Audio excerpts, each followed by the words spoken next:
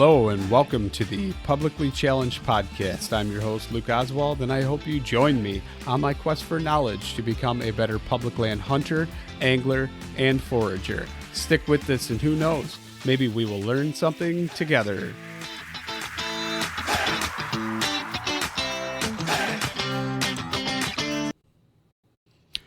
All right, real quick before we get started on the show, I'm just going to talk about Treeline Academy. You've heard me say it. I can't even tell you how many times. Mark Livesey is treelineacademy.net. That's treelineacademy.net. Sign up. Use the promo code PC2020. Save yourself $20. Can't say it enough. It's awesome, amazing, most comprehensive e-scouting course out there. Check it out for yourself. Sign up. Use promo code PC2020. And now let's get to the show. All right, so I'm sitting here and I am talking to Jessica Caldwell, or Jess Caldwell. And Jess, you want to go ahead and introduce yourself a little bit? Yeah, thanks. So I am a professional rewilder. I have created that name for myself and my professional title. And this last year, I have had an incredible journey that started on January 1, 2020. That I wanted to do one thing each week to rewild my life. And I started a field notes blog where I could really keep myself accountable for always learning. And because this world of rewilding is a big thing to chew. It's a lot. And we can go into what that means to me, but I knew that I wanted to dive into this nature-based education and that there was a lot to learn. And rather than get overwhelmed by it, I just said, let's do one thing a week to really engage and learn in my partnership with the outdoors. And I really called that my rewilding. And I started this field notes blog, and I've been at it every week doing something that's in the realm of foraging, fishing, hunting, practicing with my bow, community building, self-sufficiency, wilderness survival, all of these topics I just took on, and it's been a great ride. So in my mind, when I hear rewilding, I think of the disconnect that man or modern human civilization has now from nature. And we've gotten so far disconnected, staring at screens, not getting outside other than to be our daily commute. And what's that, a few minutes a day, getting in and out of a car, going from building to building, and never truly spending time or reconnecting with nature. So is that your definition of rewilding in like a nutshell, or what is your definition of rewilding? Yeah. And that's a great summary, because it is a bit of a personal, rewilding has been a personal journey for me. And I've been working on that definition as I grow with what this is for me. If you just look up rewilding, it's more of a statement that refers to ecological restoration of, say, a forest, and the rewilding of that forest is to bring back ecological balance. And so if I really just apply that, then that we are all biological beings, sentient beings that have our own ecosystem, then I really can say that my body, my mind, my spirit is also going and needing a rewilding so that I can get back to a more natural rhythm of operation and also balance, because yes, we are out of balance in our modern society for sure.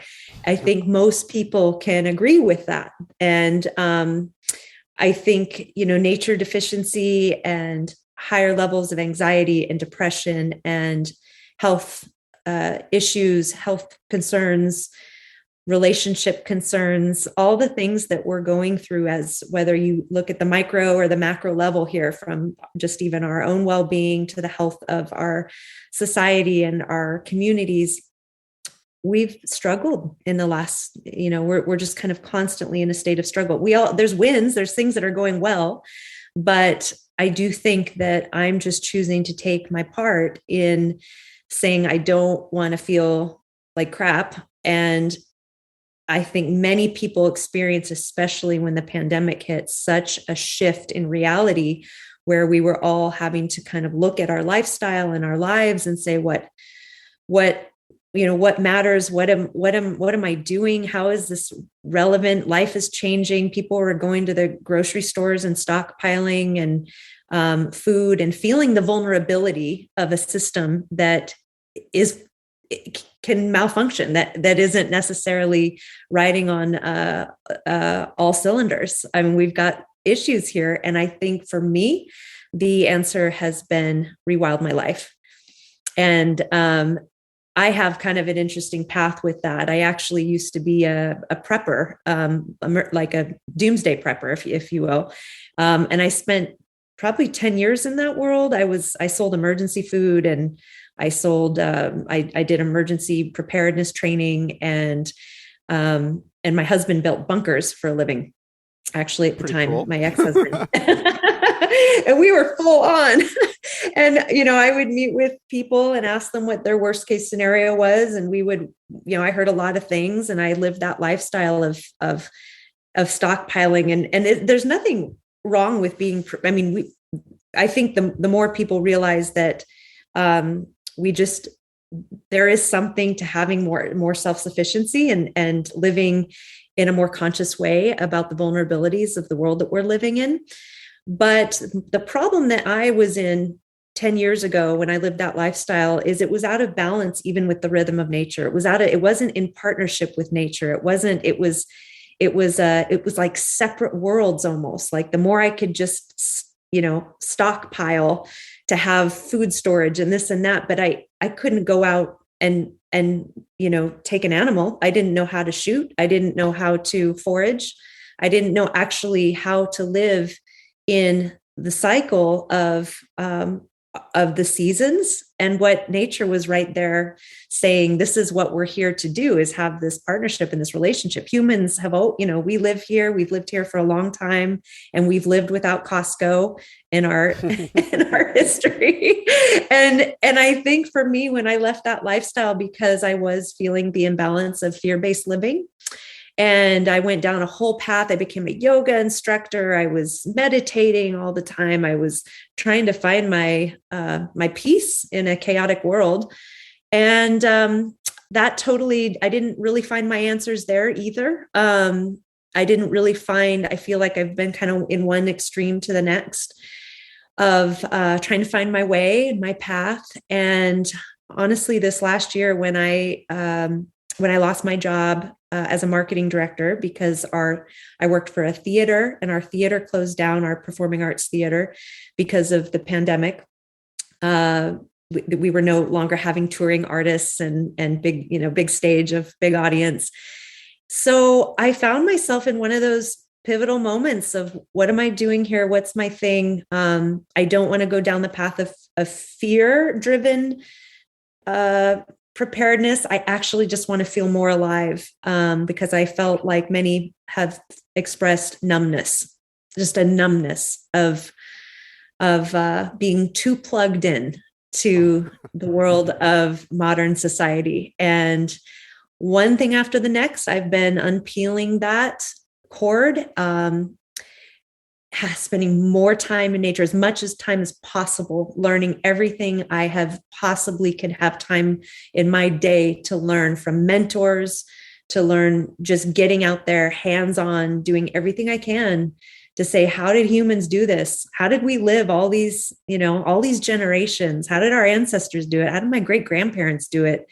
And why is it that we're struggling and suffering and having more mental illness and stress? And I'm just out to change that script for myself. I love it. I absolutely love it. I've never really considered myself a prepper, but I will say I've always been prepared. I've never lived in fear, like, oh my gosh, what if this happens or what if that happens? But it's always been, where I live and the way my wife and I live, it's a very rural lifestyle. There's always some sort of livestock here on our little homestead. There's always a full pantry, all those sorts of things, because we don't want to run an hour to the store to go get something, and that's more of our lifestyle than necessarily a prepper lifestyle. But when there was the whole rush and the mad dash to all the grocery stores and things like that, we never really it never truly concerned us because we start our own seeds, we grow a garden, all those things we preserve. I can some of my wild game.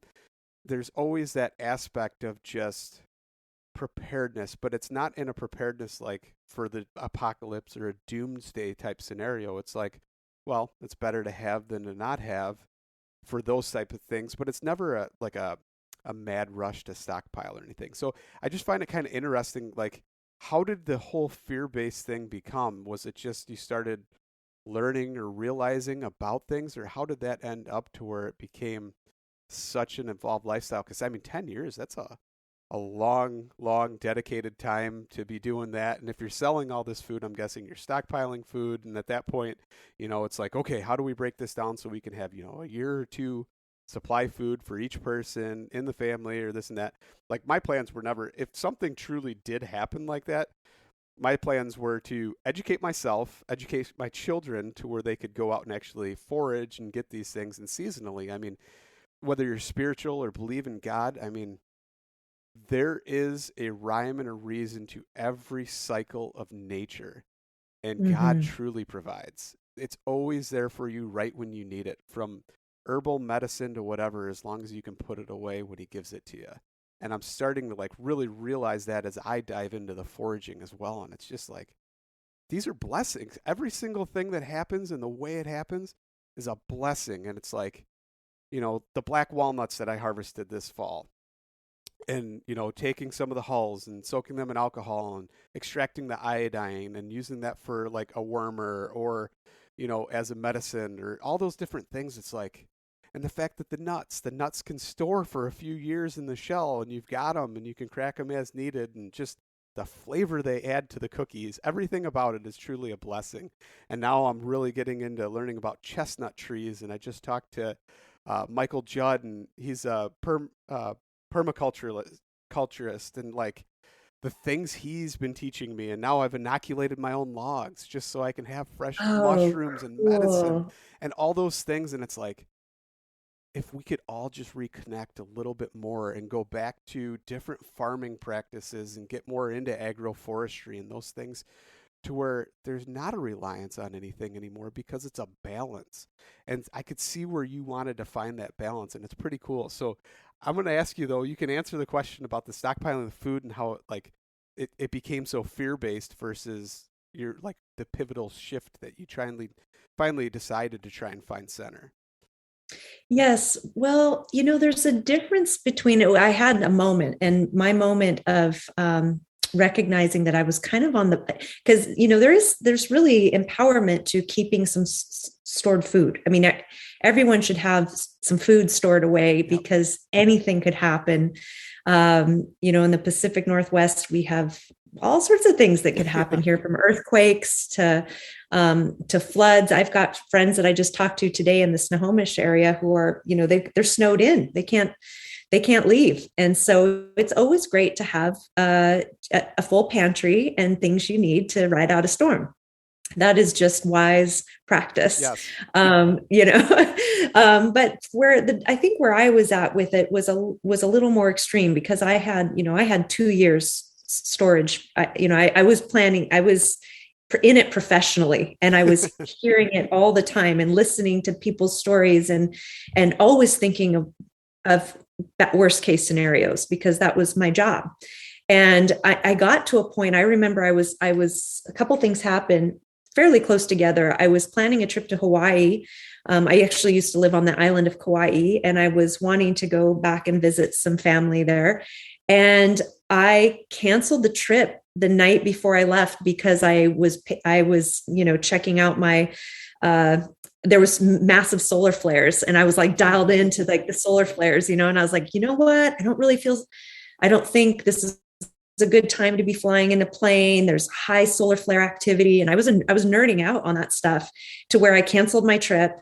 And then not long after, my family lives in Portland, Oregon. So they're just a state away from me. I'm currently near Olympia, Washington. And I had 2 young kids at the time, and I packed them up. And every time I'd visit my family in Portland, I'd count the rivers of like how many rivers I had crossed, going, okay, well, there's this threshold that if I hit a certain threshold of rivers, I'm not going to be able to make it back to our land and to our, I mean, it kind of became a bit of a neurotic way of thinking.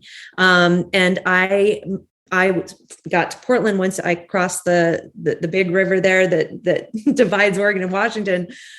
There's no going back. I'm in Oregon. And I remember at about 2 a.m, I woke up with anxiety because I thought a big earthquake was coming. I felt anxious. I felt like, you know what, I can feel it. There's something coming. I don't feel safe. I need to get my kids home. And I packed up my kids at 2 a.m, and I drove back home, and my parents thought I was nuts. I recognized, and nothing happened, we got home just fine, but there was something really off about me, which was this, I was starting to not leave the safety of our Mecca of, we were like in that, my favorite movie is Tremors, with Kevin Bacon and, and I was like the Reba McEntire I love that. Of like, and it's like, I was ready for anything, but then it stopped me from living, because it's like, I just wasn't getting out. And I actually developed a lump in my throat, and I went to a naturopath, and I was like, okay, what's going on? I got a lump in my throat. I was very concerned. And, after ton of blood work and things, he actually said, all right, what's going on with you and fear? Because your blood work's fine. And this is actually, there's actually a term called like hyperglobule, paranosum or something like that. Bizarre, but it literally is a lump in the throat due to anxiety. And I think I started to just have a real shift from that point on, that I was not thriving and something was off. And at the time I didn't, I used yoga and meditation and a divorce to kind of pacify what I had going on. Maybe, but it still wasn't the thing, it's like what I was missing. There's like this big disconnect that what I needed in my spirit, what I needed from my journey was my partnership, the partnership with nature, that nature is just waiting there, waiting for us to arrive and saying, I got you. Like you, there's a wisdom, nature is intelligent. It's extreme intelligence. Like you were saying about the things that grow. I mean, mushrooms are extreme intelligence. When I look at, nettles, we have a lot. Stinging nettle, grows beautifully here. And they're one of my favorite wild, plants from both an edible side, medicinal side, but they are growing and emerging in the spring, just when allergy season is circling around, and everyone goes and takes their allergy medications. And you just got to go harvest out some of those spring nettles and make yourself nettle tea, because the nettle is for allergy relief. And it gives you that right in the time when everything else is, there's pollen and different things. So it's funny how nature has these rhythms and these cycles that are so supportive. And we just lost our wisdom, our connection to the intelligence that we also have. But when we remove ourselves from that intelligence and we completely plug in to what's being fed to us, just very much like that movie, The Matrix. I mean, that visual of just being up like a body that's feeding the queen energy, the queen bee of technology. It's freakish to think about, but truly unplugging from our devices, unplugging from technology, and really immersing into into what's available to us in the most highest intelligence of nature, there is an awakening that happens. There's a download we can get that gives us a lot of answers. And it's the thing I just didn't realize. I've always loved the outdoors, but I was probably more of your kind of weekend warrior, like, let's go for a hike, which is great. It's super cool to go for a hike. But there was something missing in my participation with finding, knowing what food is available, knowing what plants provide medicine, what plants provide food, utility, being able to harvest food for myself, being able to have more of a resilient mind and body from exposure. We are we're also have extreme comfort Oh pacification my going on, goodness. and it's making us weak. That could be a Um, 2-hour conversation on that right? alone. It's a weakness of our very strength as humans, that if our day is spent at mostly on a computer, or plugged in, or we get home and we relax with movies after we've spent a day on the computer, there is a softening happening of our spirit, of our mind, and our bodies. And the only way to, I mean, I used to be a treadmill runner, but like not anymore. Like I don't do, that's not the form of fitness I do anymore. It's mindless. It's part of, it's the wheel. It's like I have found that rain or shine, going out and taking, for my workout or for my activity, getting outside, putting on rain gear if needed, snow gear if needed, and moving more functionally. It's been a game changer. It's changed my life. And I still haven't, there's no finish line here. It's not like I've, found the answer. I am discovering through rewilding what it means to be alive and to have my senses more activated. I feel like my intuition is coming back, a sense of self, a sense of peace. And it's not about, anything could happen. The world could have a cataclysmic event, or my town could have a cataclysmic event. And it's not, I don't have the food storage I used to have. That's like, I walked away from all that in a divorce.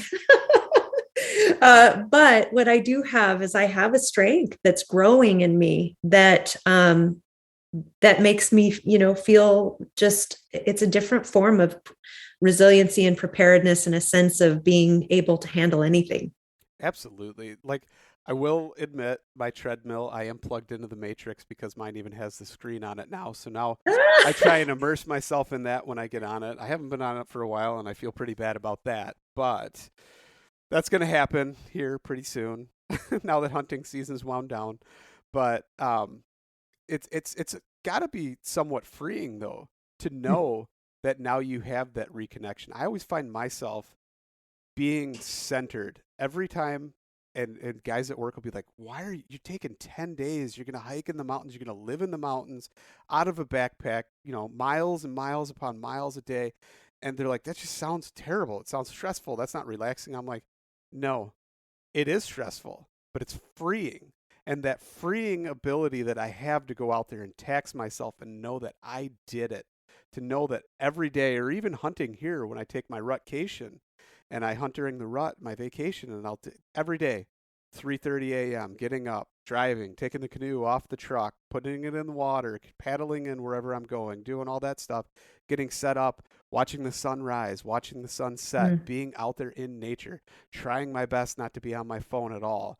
All those things, and that reconnection that I get, the calming sense that I get when I'm done with that, resets me for a month, depending on how many days I do it.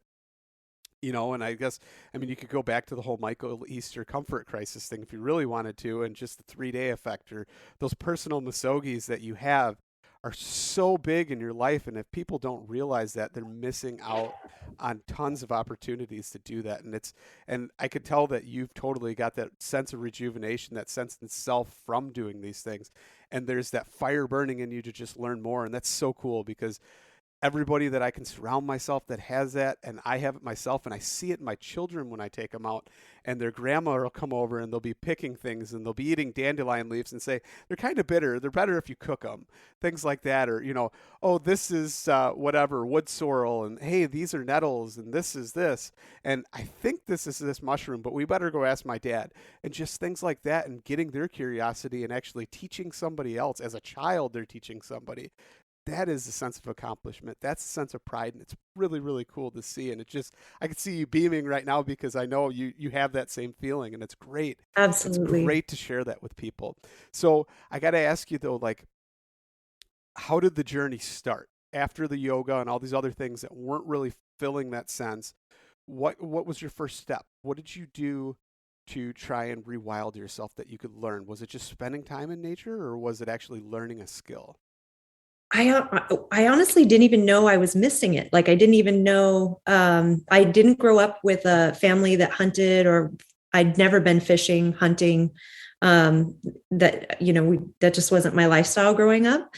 And so here I am, I'm a 45-year-old woman. So I don't have like this, this isn't in my history. And I went, I went ice fishing for the first time. I had someone invited me ice fishing.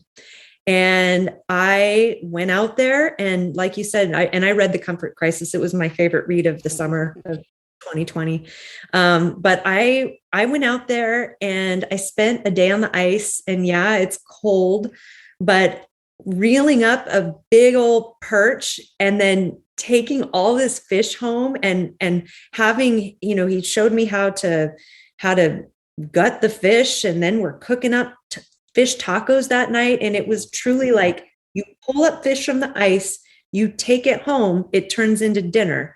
And, when I got back, my face was windburnt, and, I took a hot shower, but I had a smile on my face that literally was ear to ear, where it was like, I hadn't felt that, just awakened in a long time. Like it's like, I felt like I did something really important. And that really important thing was putting in the time to bring home dinner. And I just couldn't even believe it. I just had not ever had an experience like that. And that fishing trip led to more fishing trips. And I bought all my own ice fishing gear. And I would have these experiences of going out and, always in the elements. My favorite thing, and you mentioned it, but when I can get out somewhere, whether it's fishing, and I went salmon fishing in Idaho this last summer, and you're up, and this was combat fishing. I mean, I've never seen anything like it. It was wild, but you're up with your spot before dawn, and you're just waiting till, legal fishing hour.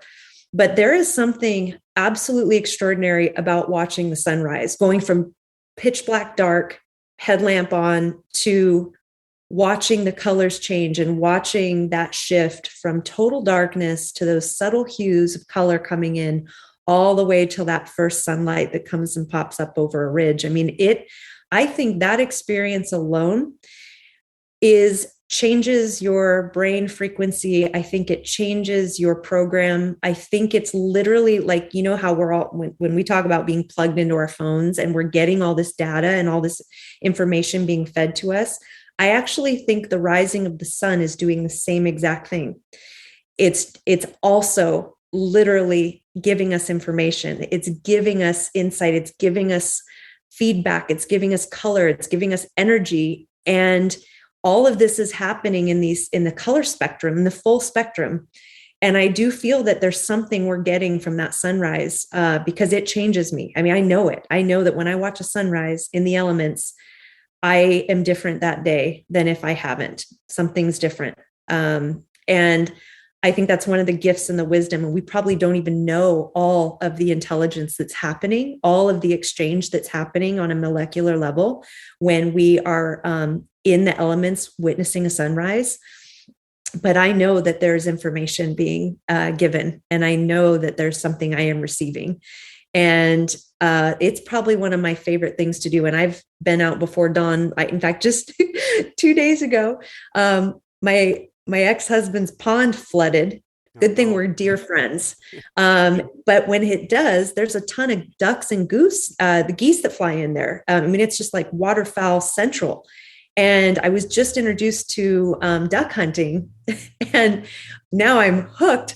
So I had to take my kid into school. I've got a 15-year-old and an 18-year-old, and we had to leave at 7:50 in the morning, and legal shooting hours started at 7:25.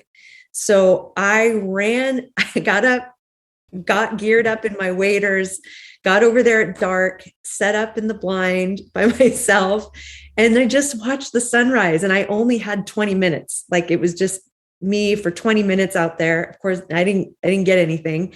But that rest of that day that I started my day off in the cold, in the snow, watching the sunrise and just being there for that 20-minute window, I had a smile on my face all day. I felt like I walked with a different sense of joy than if I just wake up in the morning with my coffee and I'm late and I'm just I'm in that like that matrix, that like when the day starts without you, when you haven't been the creator of the day, it's like when you're just going off with the alarm and you're going off of the rush of your daily routines. I love to change that up and feel like I'm the one that has control over my day. And when I start off early and get to catch a sunrise or be outside, to me, that's where I become more a part of the creative, joyful participant in my life. And so for people who don't have the opportunity to be out hunting, I mean, I've got friends and family who that's not an option for them. They're not going to be able to get out there and go hunting in the morning, or, it's not accessible for everybody. But a sunrise is accessible for most people. And so for me, I think that's a great way to just incorporate rewilding for absolutely everybody, no matter where you live. Even if you're in an urban center, you can get up before the sunrise and you can get outside and you can sit and you can just witness the miracle of a new day and get that energy frequency exchange of what those hours are giving us. And they are powerful, I believe. At least that's my experience. Absolutely. I honestly have to say that my best memories, my hunting memories, or even not hunting memories, are etched so deeply into my brain are sunrises. Somewhat like I was talking to you about my first buck kill with a bow. That is etched into my mind forever. First light, sun peeking through the trees, the rays. I could see in my mind right now, I could still see the rays shining over the buck's back, and just like the little tufts of light coming through the leaves that were still on the tree, shining over the different patches of his fur.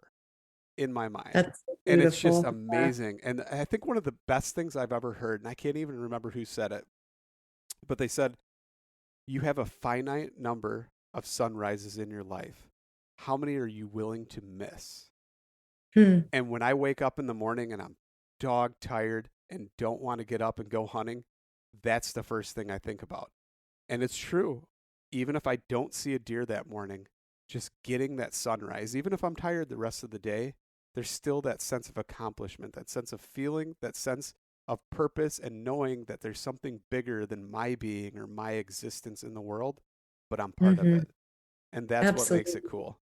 Yeah. Absolutely. And I think sitting around a fire does that as well. Like being in front of a live fire, whether that's a campfire, there's something that happens to our brains when we stare at fire, and it's mystifying, isn't it? It is. It really is. It's a mystery, but but it's real. I mean, it's real. To me, there's visions. Like I sit around a campfire and in my head, I see the visions of people who came before me.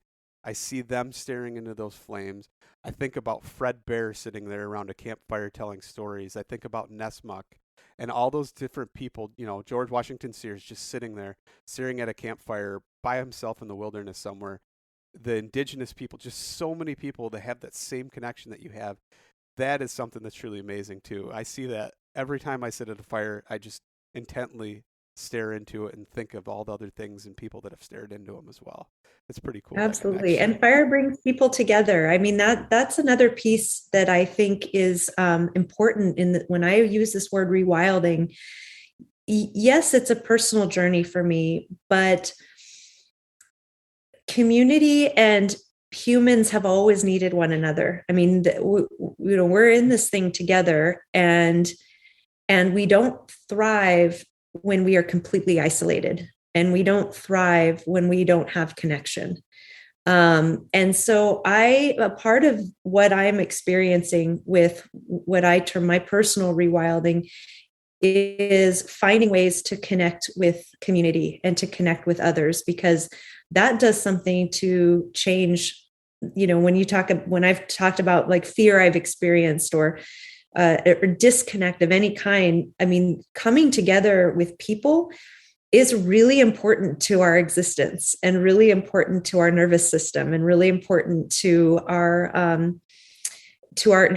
just the human nature of that we are social creatures, and we aren't meant to be in isolation. I think it's been a really challenging year with so many people isolating.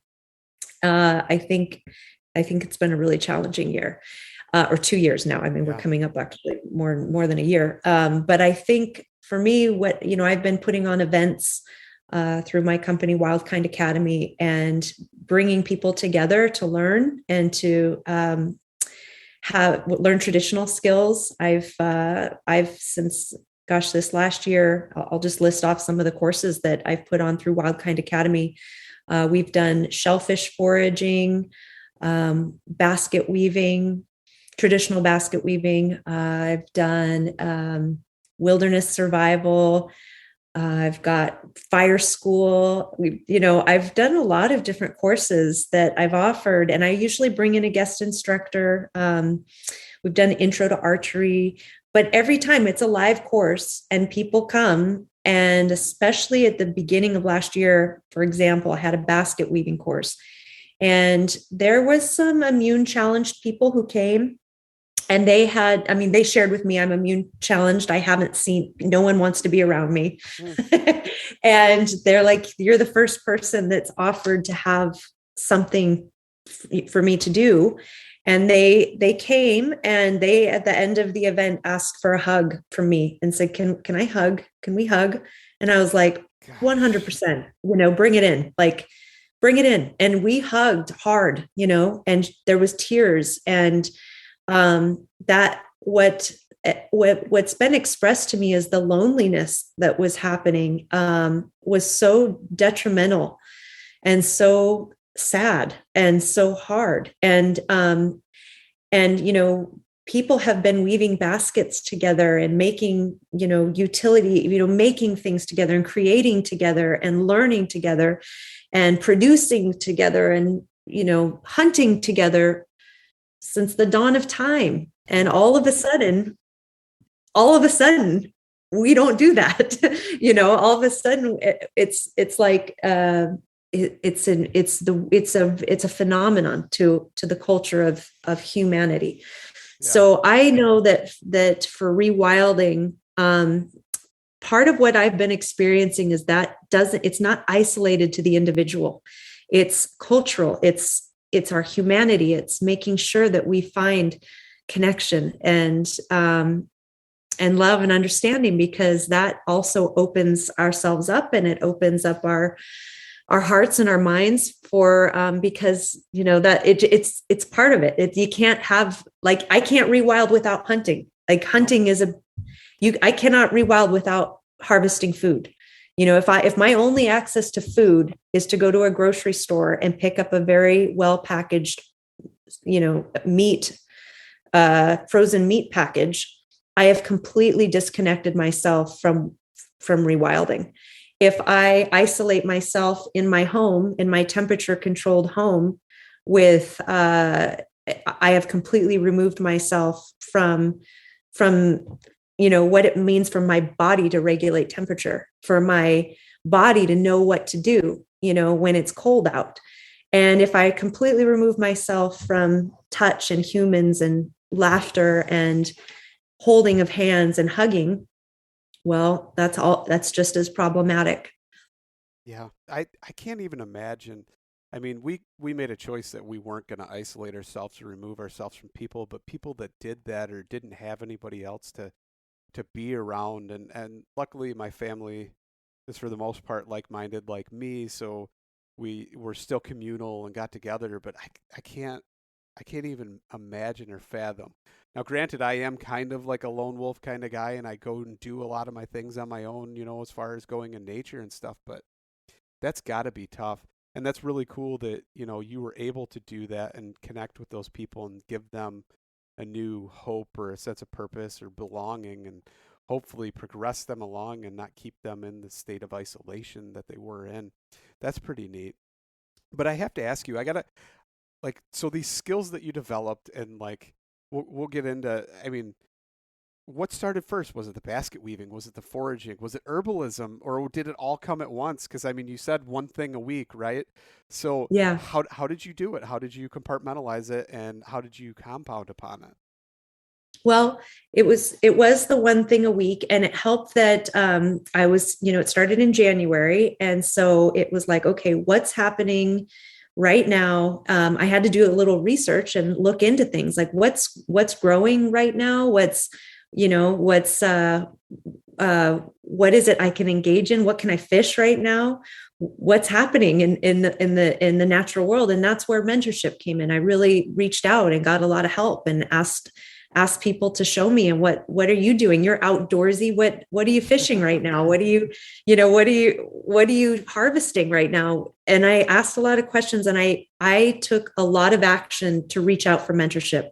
I didn't try to do this alone. I made sure that I was reaching out to people who live this lifestyle and getting help. And so just depending on what week it was, I remember one week I went out and pulled the pitch off of Douglas fir trees and made a Douglas fir salve, and that was my rewilding. Just, one thing. It's like, it can start it doesn't have to be some big extravagant fishing trip. It's like, all right, it's still winter. What can I do? And, and so I like to tell people to just, even if you just pick like 4 plants that you learn in 1 year, just 4, because it is overwhelming to just learn all this stuff. I mean, hunting itself, oh my gosh. I mean, I'm like, it's so overwhelming, all of it is, but I'm trying to not do that. I'm just take one thing and try it, and incorporate it into your life. And the thing about 4 plants that are cool is, you can pick a plant like dandelions. You mentioned dandelions, and check out what that plant does year round, because you're maybe popping the beautiful little yellow flower tops off in the summer and frying them up as a fritter. And then maybe later in the fall, in the winter, you're pulling up the root and you're making dandelion root tea, or you're, sauteing that, or you're using it as medicine. So every plant, depending on what season it is, has an offering. Sometimes when the energy is in the flower, or is the energy in the fruit, or is the energy in the roots. So even if you picked one plant every quarter, in the winter, this weekend with Wildkind Academy, I've got a guest instructor coming in, Karen Sherwood with Earthwalk Northwest. She was a teacher for the Tom Brown Jr. Tracker School, and she's done a lot of great things. She's also a master basket weaver. She's done a lot of courses with me, but she's coming, and we're going to do a winter forage hike, learn about the winter forest, and then we're going to make a cottonwood salve, often referred to as balm of Gilead. It's a very healing salve. This is the time when the storms have come in and the cottonwood trees have, because they're these huge towering trees, and big storms will push the branches down, and then you can gather those cottonwood buds and soak them and turn them into a salve. So we're going to do that this weekend. And every week I have a blog that I continue now to write my weekly field notes blog, but every week is something. Sometimes it's small, sometimes it feels big, but it's somewhere in the realm of coming together in community. Sometimes it's solo trips, but I went out a couple weeks ago and we made a fishing pole out of sticks and went and just caught a trout in my local backyard lake. It was awesome. And part of that is to kind of realize, I spent a lot on gear this last year. Believe me. I mean, it's easy. Like, it's a friggin', a gateway. That ice fishing trip was the gateway to money spendage on fishing poles and ice fishing gear, all this stuff. My bow, these are expensive investments. So people have to start somewhere. And so it's like, start with what doesn't overwhelm you, and sometimes foraging is a great way. Foraging for wild plants. Anyone can do that on public land and in parks. You can go start to learn about plants, and that doesn't break the bank. And you can go experience a sunrise and make a campfire, and none of those things break the bank. And then we made this fishing pole literally out of sticks, got some fishing line to it. And it's actually on my Instagram. I posted a thing about it, and reeled up a trout, and I cooked up that trout for dinner and it felt really good and it didn't cost anything. And so these are, I also think it's important to find ways for families and for people to look at rewilding not as this isn't the REI, go to, spend a fortune at REI and then, seize the weekend like mindset. It's like, let's break this down that nature all season is offering connection and welcoming us into the realm of the infinite and the intelligence. And so finding little things to connect is a path we can all do. Yeah, it's freeing, isn't it? I mean, the more Yes. skills you learn, the more independence you have from dependence upon other things. And Yes. and it's just freeing. It's amazing and my hardest thing is like I'll sit at home and on my nightstand I typically have 2 or 3 different foraging guides. And every chance I can, if I'm not up late or doing something else or working on something, I'll take them and I'll flip through them before bed and just kind of 3 or 4 pages and just go through them and try and just completely memorize them, because so many times I'll be out there and I'll be like, oh, what's that? Oh, it's got like a basil rosette, just different things like that in my head. And I'm like, I think I know that. What is that? But there's so many times that I don't know it or I think I know it. And I go home and I look and I'm like, oh, no, I was wrong. Or, oh, man, I should have picked that. Just things like that, because I don't take the guides with me. I just want to kind of immerse myself in that moment and just stumble upon things as I travel through, the woods or whatever. But it's kind of interesting to see the growing process happen when you do that. And it is freeing to know that, man, I do know that. Oh, now I should pick it. All those different things that go through your mind. And then, okay, I've got it. Now what do I do with it? What can I make? And trying to recall from memory before I ever go back to a book and say, okay, well, I can dry this and use it for this, or make a tincture, or do all these different things. Like right now, I've got a lion's mane tincture it's soaking in alcohol. And after that, I'm going to do a hot water extract with it and make a 50-50 blend. And it's going to be great. And Cool. so just all those different things. And then hopefully my maitakes, come up, or shiitakes come up here. I'm doing a tabletop farm right now because my inoculated logs won't, have any until the springtime. But so just all these different things is so cool to try and get in there and not only eat them and enjoy them, but to, actually make medicines out of them. Different things that So our when bodies you're need. making your tinctures and your medicines, do you also follow the moon cycles with extraction processes I and have such? not. I don't know if is that something I should be looking into, or Check is it that out. okay? I knew of a woman who made medicine and tinctures and a few different resources that they're, historically medicines were extracted at certain times, or they were distilled at certain times, and all based off the moon Hmm. and moon cycles. And something to just look into. It's interesting. I mean, clearly the moon has power. The rising of the moon and our moon cycles affect our tides. Yep. They affect real things. This is not just No, I believe it. The moon has a powerful draw, and this is part of that wisdom and part of that interest in what is it that nature does so perfectly, that we're just learning how to do these things, or remembering or relearning. And anyway, just look it up sometime.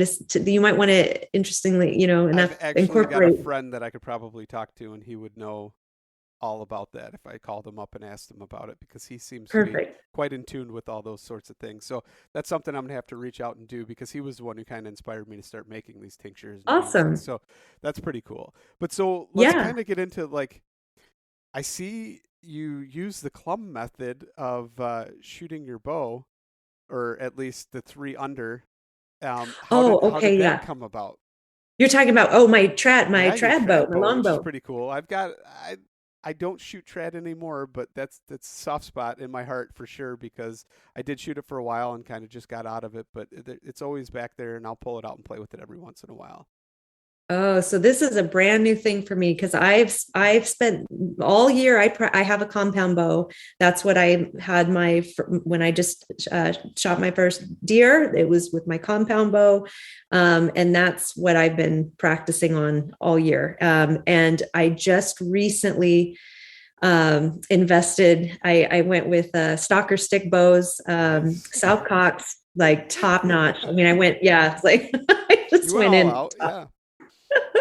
Well, what's great about his program is that he has a program just for women and youth where and these are custom bows, but my draw length, my draw strength is not there yet. I can't shoot at a 40-pound draw. And that's, so I think right now I'm like at 20 pounds or something Mm-hmm. with the longbow. But as you grow in strength, you can send the risers back and then he will replace them with new risers, so that you can slowly start to build your strength up. And that's available to women and youth. So that to me was a big part of why I wanted to go with them, was so that I could be able to, it's not like if I wanted to be able to keep my form and have great form through the whole thing and build that muscle memory. But I'm doing that now as I gain the strength, I'll slowly be increasing to get to where I could hunt with that bow. So you'll change out the limbs then and get heavier limbs as Yeah. time progresses. Yeah, that's Yes. something that Oh, wait, did I say you riser? said risers, Sorry. but Okay. we knew Thank what you you. meant. We knew what you meant. Okay. You got me. Yeah. Yeah, that's one thing I probably didn't do, and I did not. If I went back and redid it, because I've got so many bad habits with the longbow, I shot completely instinctually. I did 2 fingers under, 1 over. I would take that one off and use it as my anchor, and I'd put it in the corner of my mouth. And I read the book, Stalking and Still Hunting, I think was the book I read at the time. So that's kind of what I based everything off of. And I wish I would have went to where I could actually do it the 3 under method and be able to gap things and stuff like that. And I never did. But I think if I went back, I would definitely go that route. But I did take 1 deer with my longbow, and then I wounded one. And at that point, I was like, I don't have enough time. I don't practice enough with it. It's not ethical to the animals. And I started out with too heavy of a bow. I think I started out with like a 50 or 55-pound bow. Oh, yeah. So I, once again, built a lot of bad form and different things that I shouldn't have done. I mean, within 20 yards, I was effective, but anything outside of that range, it just wasn't fair. Right. And I think it's a good decision to make an ethical decision and say, okay, if I'm not going to be proficient enough with this, I'm going to switch back. So that's why I switched back. But I did go full nerd on trad, made my own arm guards, made my own bone beads for all my different stuff, cut my own fletchings, wood shafts, all that. I never got into the stone points, but that's something I think at some point I'm probably going to get into. And at some point I would like to build my own self bow. Maybe go up to like Clay Hayes and have him teach me. And, that'd be awesome. Learn from him to make a self bow, and then find some other people to maybe teach me how to nap some flint, because I think that's a skill. I'm lucky. I have a great, one of the best flint nappers probably ever, is a man that he's an old timer, but in fact, I do a lot of videos with him on Reels and on TikTok. He is absolutely the greatest character I have ever met. I have a TikTok video with him that went, for me, viral. It's got like 160,000 views because this man takes hands down is the most wild and youthful man doing the coolest stuff. He lives off grid. He's a homesteader. He's an incredible flint napper. He makes all his own bows, arrows, everything, tools, stonework. He's a survivalist. He does all the brain tanning. And he has been a mentor for me. And I'm actually going to do a class and have him teach arrowhead making. He's incredible. And I have a video with him where I hung out with his place and he made some kind of venison stew for me. And he went in the middle of winter. He just jumped into this pond and swam through it. He's just fun. But anyway, it's something I want to get into and experience. I want to nerd out. I want to nerd out in the most all the things that are these traditional skills. And are just original skills. I am fascinated with how things were done before we had technology. How were things done? How did we do anything? And the more that gets broken down, I am fascinated by it. Yeah. That's, I mean, direct living skills. My friend Nathan Donnelly, who is on, he was on season 6 alone, and he's actually going to teach an emergency preparedness class for Wild Kind Academy, and he'll be visiting here soon. But he used the term direct living skills, and I like that. That stuck with me because it's like direct living skills. I don't know. It's like you can't get that's it. What I That's think's it. cool is once you learn one skill, it's very transferable into the next thing. Like your basket making, for instance. Once you do the basket making, now you can make a fish basket. So now you can Right. use that for fish, or you can take acorns and put them in that basket and start leaching them in a creek. And just all these things compound upon one another that were once just life skills. Now it's like little skills that we're learning, but they are skills that build upon each other, and it becomes like transitional. Just I shouldn't say transitional. It becomes fluid, where they flow into the Yeah. next from one thing to the next. And I've learned how to tan, years ago because I actually wanted to do taxidermy. But then while I was doing it, I was like, I want to make buckskins too because maybe one day I'll want to make my own clothing. So, I Yes. do all those things and then, they kind of fall to the wayside. And my wife tells me, she's like, you have way too many freaking hobbies and half of them you don't even do anymore. And you have all the stuff. And I said, yeah, but honey, any single one of those skills, once I learn that skill, I have that skill forever. I said, that doesn't Right. go away. And then, I started making knives. So then the knives flowed into, Nice. well, now I need to make holsters or sheaths for the knives. So then I started doing that. And I'm like, well, I got to, I've got these guns. Let's make a holster for the gun. So I actually made for my deer gun. I've got a 357, the 6-inch 357 that I carry for deer hunting because you can use it during gun season. So I made like a shoulder bandolier with the holster on it and all that kind of stuff. So it's always there in case I Yeah. need it. But then, that transitioned into, well, I've got this trad bow. I can make my own stuff for that. So I made my own leather grips, wrapped the handle and put on, I actually took some buckskin and sewed a tip to hold my string on one end so that the string always stays on the end of the bow and you only have to loop the one as you step on it and pull the string taut to get it back on your knock on the end of the on the limb. And so all these things just started like flowing together and doing all these things.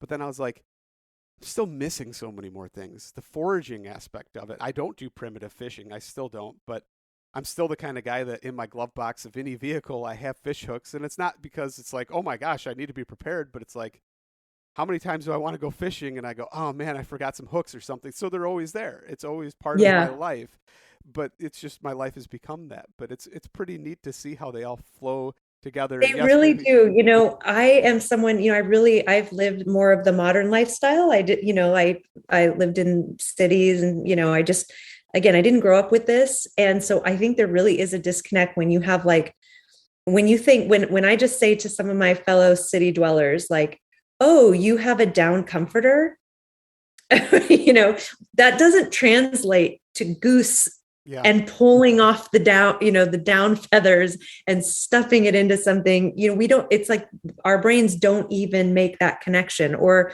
with what I've experienced recently is with the doe that I was blessed with this year with my first hunt. I kept some of that hide and realized I can tie flies with this. I'm going to use this deer hair to tie fishing flies. And that's one of those kind of utility that this is how these are direct living skills, that one thing supports another. And when I came home with a goose the other night, last week or so, it was my first time really field dressing on my own, where I didn't have any help or any mentorship. I was like, I remember this. I got this. Cut open the bird. I, figured out how to get the tenderloins out. It was very empowering to go through these steps and do it on my own. But before I cut into the bird, I'm like feeling the down feathers, and I was like, gosh, this is the down that I feel in the down comforter, And so I actually ended up pulling a lot of those feathers and keeping them, thinking, well, maybe I'll make a pillow and out of this. And again, just for the sake of learning how things used to work and that this is how humans did things before we had industry. So let's kind of I want to go into the wild kind academy because you talked about it and you mentioned it, the classes, but how did that come about? At what point were you like, okay, I want to learn things. I want to teach other people things. How can we make this happen? How can we put it all together? And then, how did I know you went and did wilderness first responder Yeah. school. Yeah. I got my whiffer. Yeah. Yep. And then all that kind of stuff. So, I mean, how did that all come about, and how did you put it together at that point that you were going to start educating others as well? Well, I'm a people person and I'm a connector and I'm a community builder. That's just where I thrive. And so I wanted a platform where it was like, I'd go do something great with a mentor and then I'd tell my friends about it, be like, oh, I just went and did this cool thing. And they're like, oh, I want to do that. That sounds neat. And the more I kept hearing that feedback, it's like, and I was unemployed at the time, because like I said, I lost my job and I was like, why don't I just start an academy of learning so that we can all do this together? And it'll be a slow build. It'll be, I'll just add one thing at a time or have one guest instructor. Eventually I'll be doing the teaching and I'll teach different things.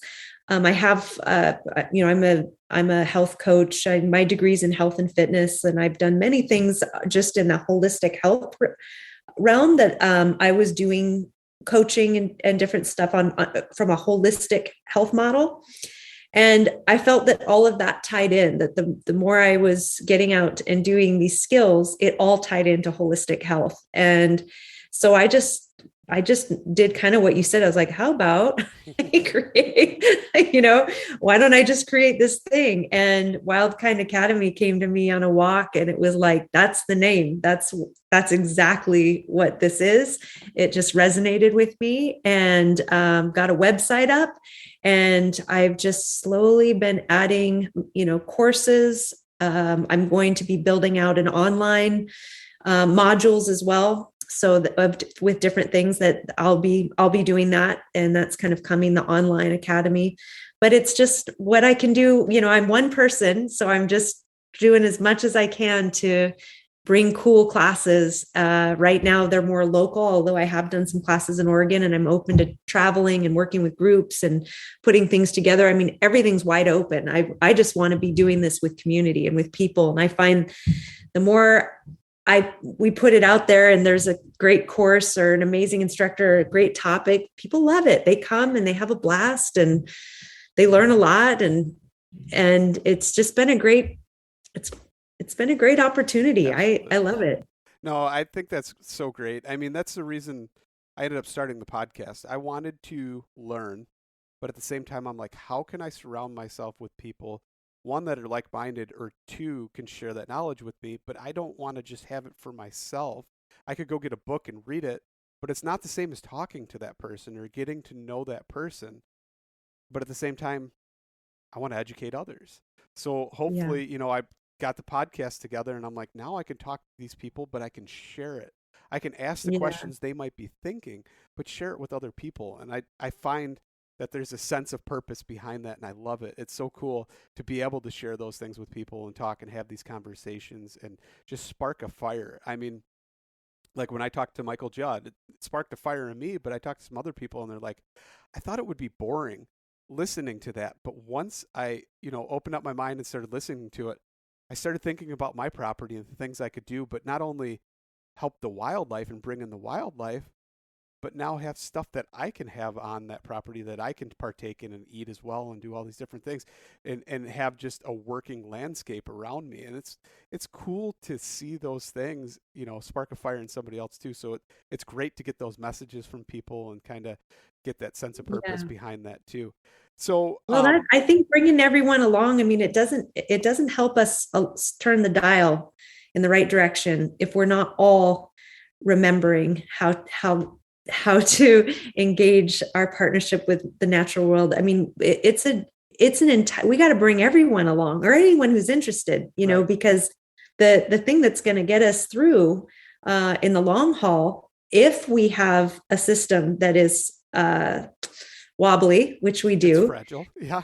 It's fragile. Then the more that people think about these things and engage them and learn and get you fired, lit to to maybe think about permaculture or think about raising honeybees or canning and learning new skills that they just, the more we all do that, I believe that's a method for healing for all of us. Like it's a path through.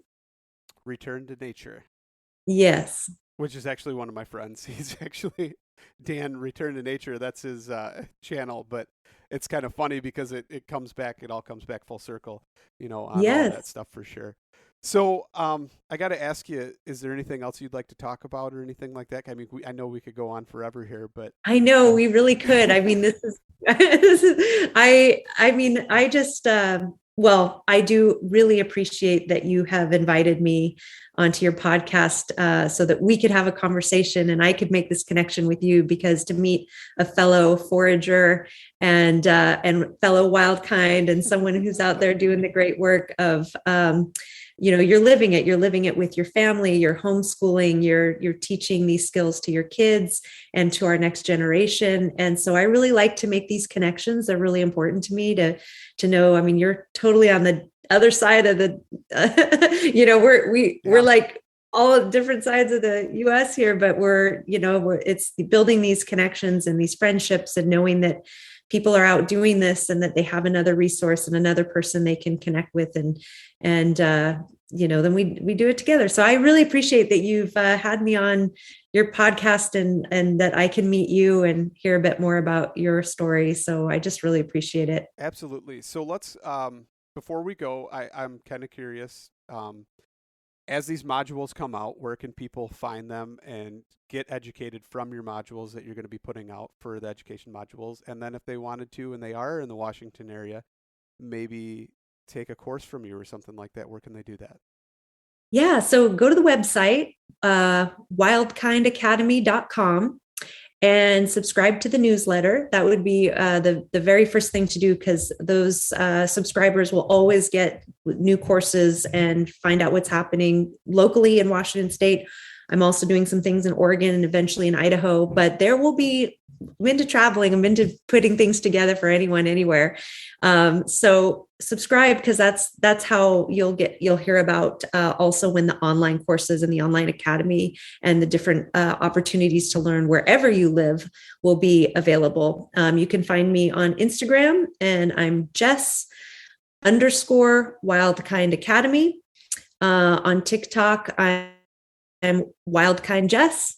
And any one of those platforms, I'm just sharing the adventures and sharing the learning, but certainly through the website subscription is where you'll know how to apply some of these if you're interested in learning. That's awesome. I appreciate you coming on, and thank you so much for sharing.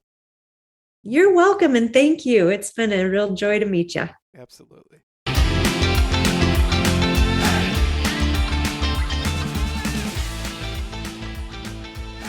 And once again, thank you so much for listening to the Publicly Challenged podcast. I hope you enjoyed the show, and if you did, please subscribe on whatever platform it is you're listening to.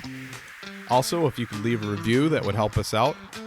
And you can check us out on Instagram or at publiclychallenged.com. And once again, thank you so much for listening to the show.